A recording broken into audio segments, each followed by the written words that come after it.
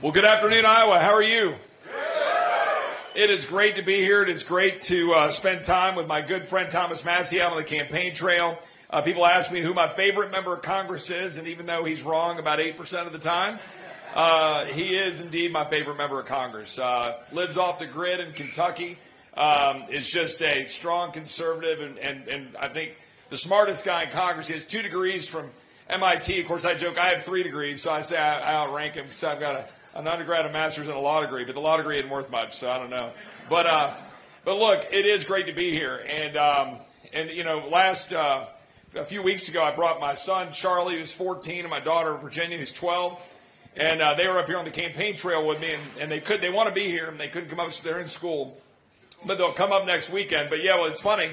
So they were up here. We were having a good time before Christmas, but they're harassing me from Texas, sending me pictures of 70-degree Texas, where my son is outside and he's going to go hit some golf balls this afternoon, and he's working on his 4-H project, sanding his wood outside, he's putting some poly on it, and they're now over taking care of the goats for their goat show next Friday. So they're staying busy. They're having a goat show on Friday, and we get that done. They're going to come up here to Iowa next weekend. But I told my daughter Virginia, who is very much a Texan, I said, you know, it's going to be about 0 degrees next Sunday or Monday. She goes, wait, that's real? Wait, people live in that? And, of course, you guys would say 112 degrees in July is a little crazy probably. So it is great to be here. And I got to say the most important reason that I'm here. You know, I just told you about my kids. And I want my 14-year-old son and my 12-year-old daughter to be able to look at the occupant in the White House and the person in the Oval Office with pride and to be able to emulate that person. And I know without fail that my son and my daughter can emulate Governor Ron DeSantis.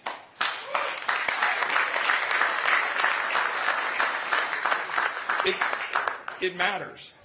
It matters that we have somebody that we can rally around with pride and hope, with a vision for the future, but be very proud of somebody who put on the uniform, joined the United States Navy, served his country, has a heart for service, has served in the United States Congress and as governor, and has delivered for the people. And he's delivered for you and your issues. And like he likes to point out, that the former president is running for his issues. And Governor Haley seems to be running for her donor issues, while she says that New Hampshire ought to correct Iowans. I don't think Iowans need to be corrected. I don't think Iowans need to be corrected. And Governor DeSantis is running for your issues. He's running for my issues. He's running for the issues. He's running for the issues that my children want to see and to learn. And look, part of politics is comparing and contrasting candidates. And some of us know these candidates quite well. And we know the specifics about what they've done and haven't done, and what they promise and deliver versus what they promise and don't deliver. And I think those things matter. And so in addition to having someone that you can look up to with pride in the Oval Office, you do want someone who can deliver. When I ran for Congress in 2018, I ran on 5 things. I ran on securing the border of the United States, on balancing the budget and stopping spending money we don't have. I ran on restoring what I call health care freedom as someone who had been diagnosed with stage 3 Hodgkin's lymphoma when my daughter was 4 months old and my son was less than 2 years old. I felt like I wanted to preserve health care for them so that you can go to the doctor of your choice rather than having to go to an insurance bureaucrat for permission on how you get treated.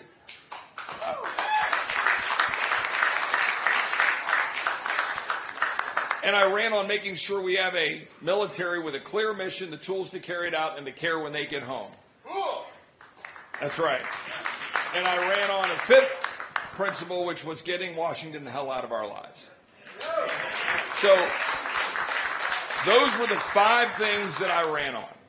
Now, let's go down that really quickly, and let's do a little compare and contrast. And we're going to do it, and that means we might be a little critical of some candidates. That's okay, because you have a decision to make. Let's look at Governor DeSantis' record on spending. Governor DeSantis, when he was a member of Congress, stood up against all the big spending bills, fought to try to balance the budget, supported balanced budget amendments, fought against all of the bureaucracy in town, and as governor has reduced debt by 25%. So that's Governor DeSantis's record on spending. But let's look on the other side of the coin. Under Governor Haley, spending went up by 38 to 40% under her tenure when she was governor. President Trump, another $8 trillion of debt. Do we even know what that means? $8 trillion of debt was added to our national debt. Massive amounts of spending. Thomas just mentioned the CARES Act, a $2 trillion bill which they tried to jam through without even voting on it. Did you all send us there to do that?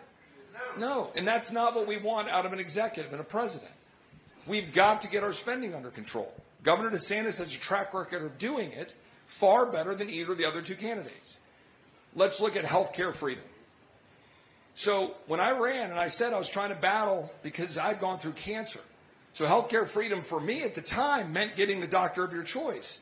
I don't want to keep enriching insurance companies and big hospitals and big pharma and big government at the expense of you and your doctors. That's what we're doing right now. We have government-regulated, insurance-run health management. You don't have health care. We got to fix that. We can. We've got legislation to fix that. We just got to have the willpower to do it. But let's go back to 2017. You can blame John McCain's thumb down, or you can blame the Senate, or you can blame the House. But I can tell you this. Coming in after getting elected in January of 2017, we did not repeal Obamacare. We did not replace it. It was a failure. And that happened when the former president was in the White House. Fast forward. What else happened under health care? The former president empowered Anthony Fauci. Shut down the greatest economy in the history of the world, racking up $8 trillion of debt, closing down our schools, putting our kids in the corner, forcing them to wear masks, forcing you to wear masks, forcing people to get vaccines. And there was one guy who was standing up saying we should do it a different way in Florida. And he fought Anthony Fauci, fired his Surgeon General who was getting it all wrong, replaced it with somebody who was getting it right, opened up our nursing homes, opened up our hospitals, opened up our schools, opened up the economy, and he was a beacon of hope for all of this country.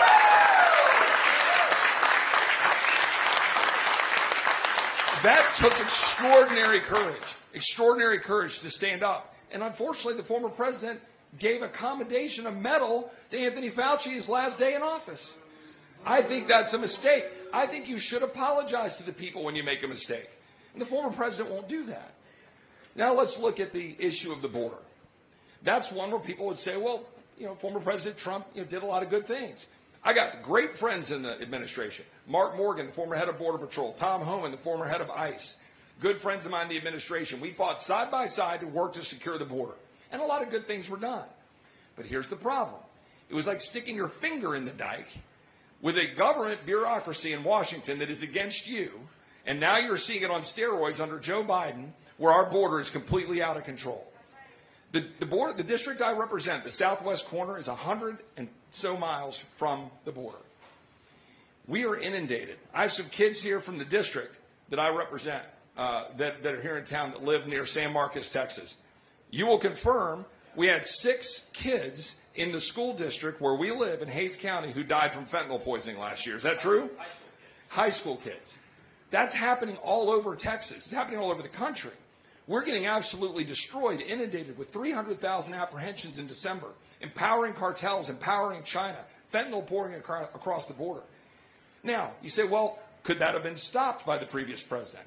The numbers were better, yes, because they were working hard to remain in Mexico to hold the line. But what happened in the summer of 2018? Do you all remember? Like the failure with Obamacare, former President Trump, sided with Paul Ryan to press an amnesty-first bill that didn't have the border security we needed. Go back and Google it. Go look. I've tweeted it out. We fought it at the time. Governor DeSantis fought it at the time and said we need a real security bill. And now some Trump supporters are saying that he voted against the wall because he voted against the amnesty bill. It was the largest amnesty ever presented. And unfortunately, the former president supported it, so we ended up not passing anything that summer. Now we're left holding the bag. Leadership matters. Delivering matters. Governor DeSantis has delivered on every single promise he has made for the people of Florida, and we need to deliver now.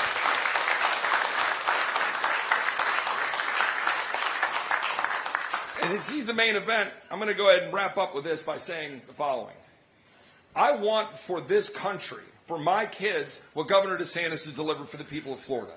I want an economy that is booming. I want people to be attracted to work there and live there. I want our cops supported, and I want George Soros-funded DAs fired like he has done in Florida. I want someone who will secure the border of the United States, who will check IDs, who will make sure criminals are removed from the streets, but who will, importantly, who won't flinch when people tell him not to do what he did, which was send a plane load of illegal aliens to Martha's Vineyard to shake things up and make people understand what was going on. And Governor DeSantis did that when they said, if you do that, that's going to hurt you with Hispanic voters. That's going to cost you the election. He did it in September. You remember that? 18 months ago, he did it. And they said, you can't do that. It'll hurt you. Well, does anybody know how it turned out for Governor DeSantis in November? He won by 1.5 million votes. Would you all have bet? That's right. Would you all have bet that we would have had a Republican governor win by 1.5 million votes in Florida if I'd asked you that question 3 or 4 years ago? No. But he did it by leading. He did it, and guess what? That plane load that he sent to Martha's Vineyard, that they said, oh, that'll cost you all the voters. He won 62% of Hispanic voters in the state of Florida.